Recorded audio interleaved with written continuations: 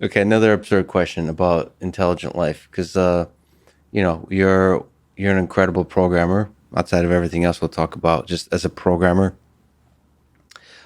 uh, do you think intelligent beings out there, the civilizations that were out there, had computers and programming?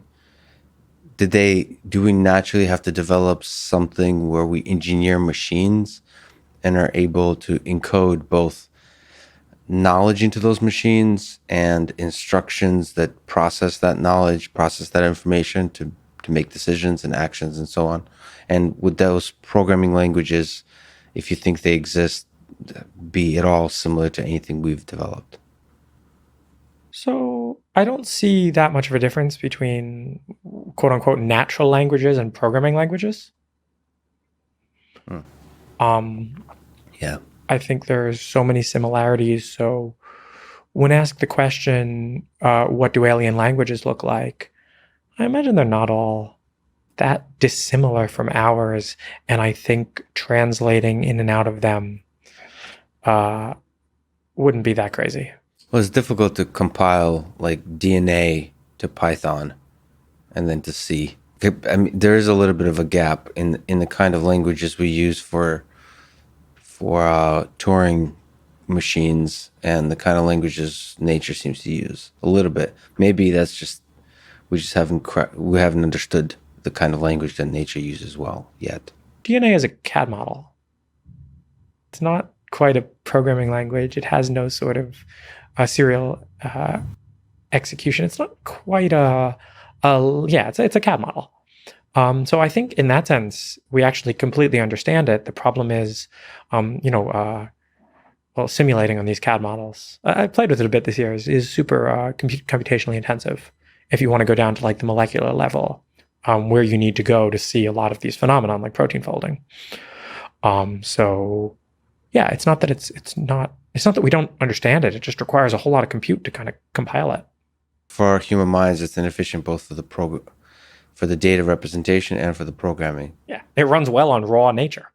It runs well on raw nature, and when we try to build emulators or simulators for that, well, they're mad slow.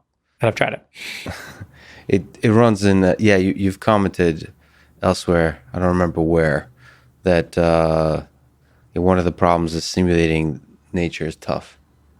And if you want to sort of deploy a prototype, I forgot how you put it, but it made me laugh. But animals or humans would need to be involved in order to try to run some prototype code on like if we're talking about COVID and viruses and so on. Yeah, If you were trying to engineer some kind of defense mechanisms like a vaccine against COVID or all that kind of stuff, that doing any kind of experimentation like you can with like autonomous vehicles would be very technically technically and ethically costly. well, I'm not sure about that. I think you can do tons of crazy biology in test tubes. I think my bigger complaint is more, oh, the tools are so bad. Like literally, you mean like I'm not. libraries and I don't know. I'm not pipetting shit. Like you're handing me a. I gotta. No, no, no, no. There has to be some. like automating stuff and Yeah. like the yeah, but human biology is messy.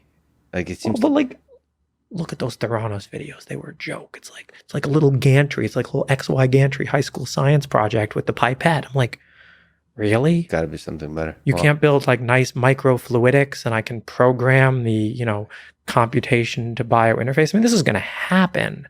But like right now, if you are asking me to pipette 50 milliliters of solution, I'm out. This is so crude. yeah.